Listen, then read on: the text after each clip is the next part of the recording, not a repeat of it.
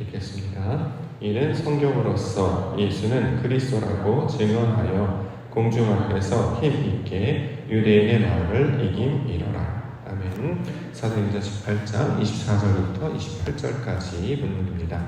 하나님의 도를 더 정확하게 풀어 이르더라. 하나님의 도를 더 정확하게 풀어 이르더라 라는 말씀의 제목입니다. 오늘 본문에서는 사도 바울과 함께 하나님의 일을 감당했던 아굴라와 브리스길라 부부에 대해서 소개하고 있는데요. 그들이 감당했던 사역이 어떤 것이었는지를 조금 더 우리 가운데 설명하고 있습니다. 자, 그들이 감당했던 일은 어떤 것이냐? 본문의 내용처럼 하나님의 도를 더 정확하게 풀어서 설명하는 일. 자, 이것을 설명하고 있습니다. 26절에 나와 있습니다. 26절 그가 회당에서 담대히 말하기 시작하거늘 브리스길라와 아굴라가 듣고 데려다가 하나님의 도를 더 정확하게 풀어 이르더라. 자, 하나님의 도를 더 정확하게 풀어 이르더라. 자, 이것이 그 두 부부가 감당했던 사역이었다라는 거죠. 자, 먼저 하나님의 도, 하나님의 뜻을 나타내는 말이죠. 하나님의 방식을 나타내는 말입니다. 예를 한번 들어보면 하나님은 자신의 속성과 자신의 뜻이 무엇인지를 우리 가운데 가르쳐 주시기 위해서 율법을 주셨잖아요. 말씀을 주셨습니다. 따라서 우리는 그 말씀을 들으면, 율법을 들으면 하나님이 어떤 분이신지, 그의 속성이 무엇인지, 그가 원하시는 뜻이 무엇인지를 우리는 깨달아 알 수 있습니다. 자, 그러면 사람이 가지고 있는 방식 또는 여태까지 세상의 방식만 알고 있었는데 조금 더 율법을 통해서 보니까 우리 하나님은 바로 이런 것들을 원하시고 이런 것들을 기뻐하시는구나 라는 것을 알게 되기 때문에 사람의 방식에서, 세상의 방식에서 벗어나서 하나님의 방식으로 살아가게 된다라는 거죠. 이걸 이제 차원으로 좀 설명을 하면 우리가 이제 3차원 살고 있잖아요. 1차원, 2차원, 3차원 이렇게 입체적으로 살고 있는데 그 다음 차원이 있겠죠.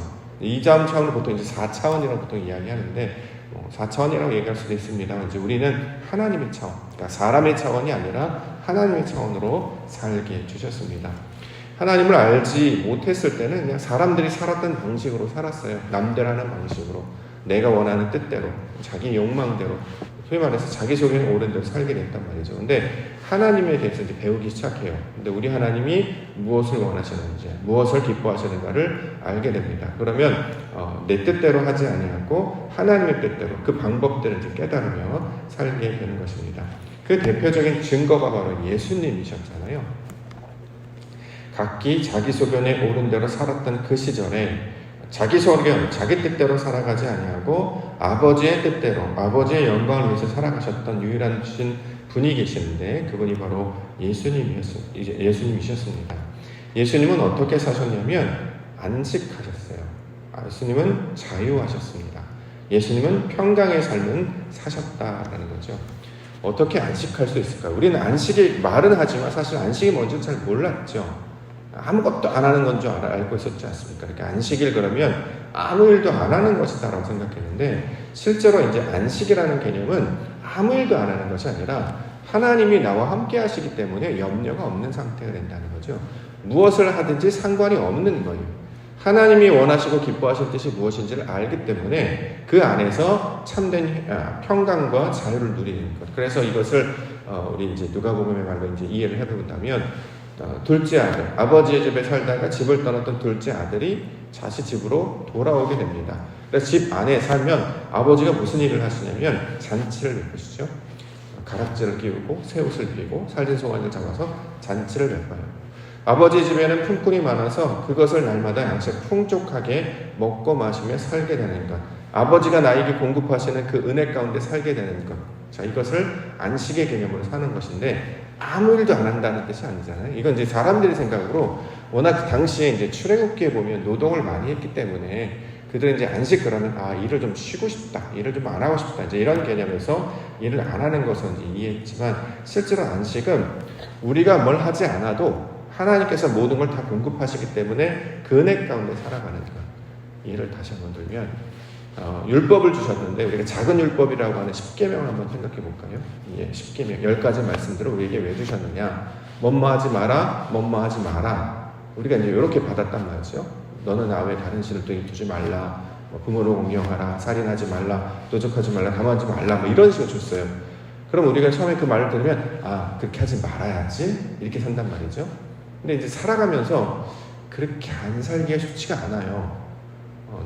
뭐뭐 하지 마라 그러면 뭐뭐 하지 않으려고 하지만 우리의 실제 삶 가운데 사람이 연약하고 실수가 많고 또 부족한 사람이기 때문에 완전하게 이걸 지켜내기가 어렵단 말이죠. 그런데 뭐뭐 하지 마라. 그럼 이 뭐뭐 하지 마라라고 하는 것을 하지 못하면 우리는 하나님 백성이 아닌가. 그럼 이제 거기서 걱정도 쌓이고 염려도 쌓이고 심지어는 불안하고 두려움이 몰려오기까지 한단 말이죠. 그런데 말씀을 온전히 깨닫게 되니까 이건 뭐뭐 하지 마라 라는 우리에게 주신 어떤 규칙이나 규범이 아니라 하나님께서 우리를 이러한 자들로 만드시겠다는 뜻이구나 라는 걸 이제 알게 된다는 거죠. 그래서 율법을 규칙이나 규범으로 받지 않고 약속으로 받죠. 하나님이 우리를 향해 주시는 사랑의 편지, 내가 너희에게 이렇게 할 거야. 그래서 너는 나 외에 다른 신을 내게 두지 말라라고 이야기하셨지만 그렇게 하지 않게 할 거야 라는 하나님의 의도가 담긴 말로 받게 된단 말이죠. 우리가 하는 게 아니고 하나님께서 우리에게 말씀을 가르쳐 주시고 성령을 보내주셔서 이전에는 조금만 뭐 하면 우리가 참 넘어지고 미혹하고 다른 데다 한눈 팔고 이런 사람이었잖아요. 잘 모르니까, 진짜가 뭔지 잘 모르니까 이것도 좋아 보이고 저것도 좋아 보이고 다 좋아 보이네. 그런데 진짜를 발견하면 가짜들은 관심을 갖지 않게 된다는 거예요. 이전에 뭐가 좋은지 몰라서 여기다 더 마음을 두고 이것도 해야 되나 저것도 해야 되나 이거저거 다 해요. 뭐가 유익한지 모르니까 세상에 있는 모든 자격증을 다 딴다고 생각을 해보십시오. 얼마나 피곤하겠습니까? 컴퓨터, 자격증, 워드, 운전면허, 중장비, 요리, 언어, 각종 걸 다 따야 된다. 그래야 살 수 있다면 얼마나 피곤한 이제 되겠습니까? 이제 그게 아니라 하나님께서 주시는 의도가 무엇인지를 알게 되면 그것이 필요 없는 상태가 되는 것. 이게 내 힘으로 되는 게 아니고 하나님께서 나를 그렇게 만들어 가시겠구나. 그러니까 하나님이 어떠한 분이신지를 점점 더 알게 하시고 하나님의 사역이 무엇인지 우리로 깨닫게 하시고 경험케 하시면 아버지밖에 안 보이죠. 그럼 다른 신은 눈을 돌려도 아무리 와갖고 유혹하고 꼬시고 그래도 전혀 안 되는 거예요. 가장 좋은 사람을 만났는데 다른 사람의 한눈을 왜 팔겠습니까? 그러한 지경까지 나아가게 하시겠다는 거죠. 그래서 대표적인 증거로 보여주신 분이 바로 예수님이잖아요. 예수님은 다른 것에 연연하지 않았어요. 흔들리지 않으셨어요. 오직 아버지의 뜻만을 가장 중요한 것으로 받아들이셨고 그렇게 살게 해주셨다라는 것이죠. 자, 이전에는 율법을 배웠어도 이거 뭐뭐 하면 큰일 나는데 이걸 지켜야 하는데 이렇게 이제 살았던 것이 오늘 본문에 등장한 이제 아볼로의 신앙이었다는 거예요. 성경의 내용을 알지 못하다가 성경의 내용을 알면 잘 하고 싶습니다. 그렇죠? 교회를 안 다니다가 교회를 다니기 시작하면 이제 열심히 다니고 싶잖아요. 뭐든지 열심히 참여하고 싶고 거기까지 안다는 거예요. 그것도 굉장히 귀한 거 아니겠습니까? 알지 못하고 깨닫지 못해서 아무것도 안 하는 것보다 그래도 내가 알았으니까 내가 최선을 다해봐야지, 마음을 다하고 뜻을 다하고 정성을 다해요. 하나님을 사랑하라 해서 내가 그렇게 해야지. 얼마나 귀한 마음입니까? 근데 거기서 더 정확하게 풀어 가르쳐줬다 이렇게 이제 설명을 하고 있는 것입니다. 그러면 여기서 더 정확하게 풀어 설명한다는 건 뭐냐면 열심히 하는데 열심히 할 때마다 이제 때로는 실수가 있고 연약하면 이제 낙심이 찾아온단 말이죠. 내가 또 오늘도 잘 못했네. 오늘도 또 내일은 그렇게 하면 어떻겠지. 이제 그런 단계에서 더 풀어서 완전한 안식과 완전한 자유와 완전한 평강이 무엇인지를 우리 가운데 가르쳐주고 있는 것입니다. 이제 말씀을 글로 배웠다면 그걸 이제 우리의 삶으로 살아내게 된다는 거죠. 전 이게 이제 예배의 모습하고도 많이 닮아 있다고 생각하는데 우리의 목적은 참된 예배자가 되는 거 아니겠습니까? 참된 예배자가 뭡니까? 시간을 잘 지켜서 예배를 잘 드리는 것, 더 나아가는 거죠. 예배 자체를 기뻐하는 거 아니겠어요? 더 나아가서 예배 자체가 우리 삶의 일부분이 되는 거죠. 숨을 쉴 때 숨을 의식하면서 사는 사람은 없어요. 예를 들어서 우리가 물에 빠졌을 때는 숨을 쉬어야죠. 힘든 일을 당했을 때는 숨을 쉬어야죠. 숨 쉬어, 침착해. 화가 났어? 침착해. 자, 큰 숨 쉬어봐.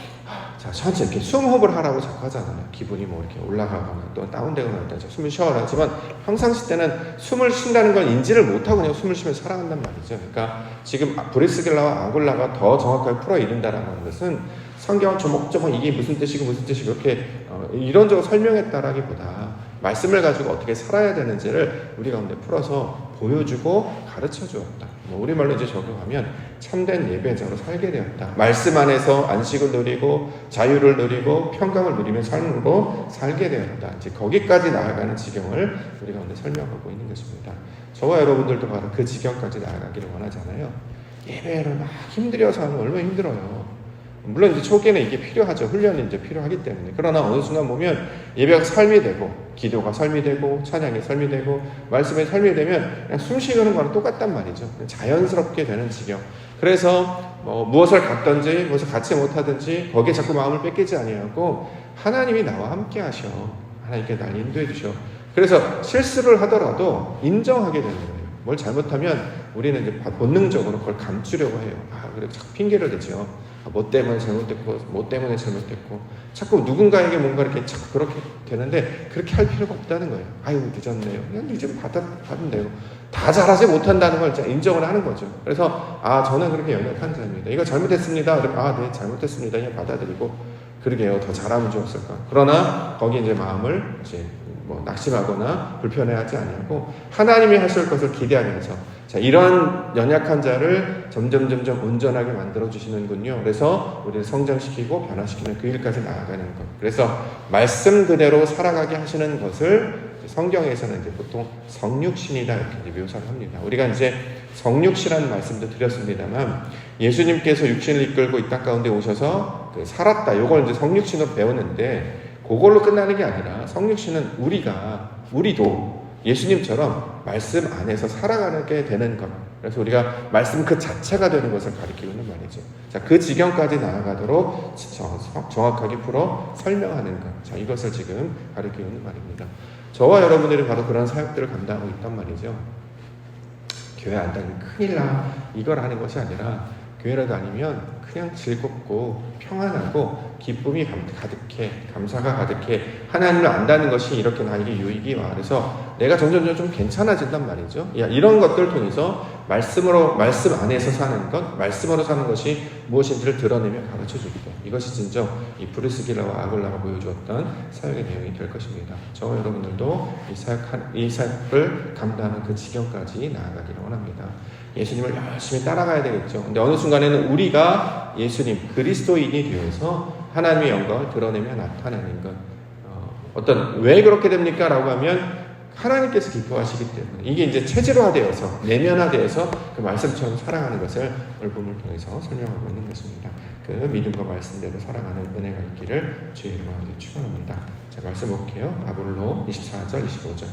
알렉산드리아에서 난 아볼로라는 유대인이 에베소에 이르니 이 사람은 언변이 좋고 성경에 능통한 자라. 그가 일찍이 주의 도를 배워 열심으로 예수에 관한 것을 자세히 말하며 가르치나 요한의 세례만 따름이라. 자, 요한의 세례만 안다라고 하는 것은 이제 죄사함을 얻게 하는 회개였잖아요. 요한이 베풀었던 세례가 뭐냐면 죄사함을 얻게 하는 것. 성경에서 이제 죄의 개념이 여러분 아시다시피 빛의 부재란 말이죠. 하나님을 알지 못했다가 하나님을 알게 되는 게 이제 죄사함으로 나아간단 말이죠. 다시 말해서 성경에 대한 지식을 모르다가 성경의 지식을 아는 그 상태까지 나오는 거예요. 그러니까 우리가 이제 성경 말씀을 듣거나 예배를 드리거나 성경에 대한 지식이 하나씩 쌓이면 이게 지금 아볼로의 상태란 말이죠. 이제 말씀을 읽을 수도 있고 들을 수도 있는 자가 되었단 말이에요. 자, 성경은 원래 어떻게 할 수 있습니까? 아버지를 통해서만 이게 전수가 된단 말이죠. 구전으로. 그런데 이제 알렉산드리아에서는 아볼로라 하는 유대인이 했기 때문에 신학자들이나 역사학자들 보면 알렉산드리아 커다란 도서관이 있었다고 하죠. 옛날에 거기에 이제 글이 발달되어 있어서 문명 있는 곳에는 이제 공통적인 것이 이제 물 있었습니다만 글도 있었죠. 그래서 이제 글로 전해서 사람들한테 정보를 나누고, 그래서 글을 읽을 줄 아는 사람들이 옛날에 이제 권력자들 아니었겠습니까? 그래서 아버지로부터 말씀을 들은 것이 아니라 어떤 문서라든가 어떤 다른 정보를 통해서 어떤 지식을 얻게 되는 것. 그것을 지금 언변이 좋다, 성경이 능통하다 이렇게 이야기합니다. 그래서 주의 도, 다시 말해 성경에 관한 내용을 배우는 거예요. 그러면 지식을 알게 되는 것이죠. 근데 지식을 알게 되면 하나님에 대한 지식을 알게 되는데, 그러므로 성경의 내용, 예를 들어서 우리가 성경 공부하듯이 창세기, 예를 들어서 말라기, 요한계시록 이렇게 몇 장 몇 권이 있고 어디에 뭐가 있고 그 성질이 뭐고 주제가 뭐고 역사가 어떻게 되고 누가 썼고 이런 것들을 아는 거예요. 요걸 이제 아볼로의 상태가 될 수 있겠다라고 이야기하는 거죠. 근데 중요한 것은 성경 지식을 많이 하는 소위 말하는 성경 박사가 되라는 게 아니잖아요. 우리에게 주시는 게 하나님의 사람이 되라, 그게 목적 아니겠습니까? 자, 그래서 이 브리스길라와 아굴라는 하나님의 사람이 된다는 게 무엇인지를 설명을 하고 있는 것이고, 그 증거로 나타내신 분이 바로 예수 그리스도였다. 자, 주님은 아버지의 뜻 안에서 자유하시고 안식하시고 평강을 누리시는 것. 그래서 죄인들과 식사하는 거에 꺼리낌이 없었어요. 그래서 또 세상의 사람들을 두려워하지 않았고 세상의 어떤 염려를 통해서 걱정하거나 근심하지 않았습니다. 이 세상을 살아갈 때 오직 그는 기도하셨고 또 시간 날 때마다 항상 말씀을 증거하셨고 얼마나 아버지를 신뢰하셨는지 십자가를 지고 나아가는 글도 담대하게 믿음으로 나아가실 수 있었다라는 거죠. 그러므로 예전에는 나한테 항상 좋은 일만 바라고 나한테 항상 기쁜 일만 바라기를 원하는데 때로는 내 뜻과 다른 일이 벌어질지라도 당황하지 않는 거죠. 왜냐하면 우리 하나님 아버지는 좋으신 분이시기 때문에. 그래서 기꺼이 믿음으로 나아가는 것. 그게 바로 이제 아브라함이 그 아들 이삭을 바쳤을 때 나타내는 믿음의 모습과 똑같죠. 아들을 바치라는데 좋아하는 아버지가 어디 있습니까? 근데 중요한 것은 아들을 바치라는 그 행위 자체가 아니라 그가 하신 의도, 왜 이걸 하려고 하셨지? 이걸 자꾸 생각하게 된단 말이에요. 우리가 늘 이거에 놓치죠. 우리가 이제 세상 사람들하고 관계를 맺을 때도 늘 갈등하거나 오해하는 게 말을 잘못 이해하기 때문이잖아요. 그렇게 말하는 게 아닌데 그 오해하는 것, 의도를 파악하지 못하고 어떤 말의 실수, 그것도 말의 연약함. 그래서 어떤 표현할 때 뭐 단어가 틀렸다든지 정확한 그 개념이 아닌 다른 이야기를 했다든지 이럴 때 의도를 자꾸 놓치게 되면 우리가 자꾸 시험에 드는 이유가 의도를 놓치기 때문입니다. 자, 이처럼 글자로만 배웠던 성경을 더 깊이 알게 돼서 하나님이 기뻐하신 뜻이 무엇인지를 아는 상태로 살아가게 되는 것. 자, 이것을 우리가 오늘 설명을 하고 있는 것입니다. 우리도 이 지경까지 나아가야 되는 것이죠. 그래서 성경 공부를 하는 이유가 지식을 많이 알아서 우리가 퀴즈 맞추려고 하는 게 아니라 하나님을 더 알면 알수록 우리가 더 하나님의 사람이 되는 것입니다. 그래서 저는 예배도 중요한데 이렇게 교제도 되게 중요한, 말씀 모임 되게 중요하다고 생각합니다. 왜냐하면 자기가 깨달은 걸 자꾸 나눠서 이렇게도 해보고 저렇게도 해보고 이런 소위 말해 사례를 많이 이제 경험을 하게 되잖아요. 그러면 거기서 얻은 지식, 이렇게 사는 거구나, 저렇게 깨달을 수도 있구나, 이렇게도 할 수 있구나, 이런 다양한 방법들을 배울 수 있기 때문에 그런 모임들이 필요하다고 생각합니다. 실제로 아볼로가 감당했던 사역, 브루스길라와 아볼라가 감당했던 사역들도 바로 이런 내용들이었습니다. 마지막 27절, 28절.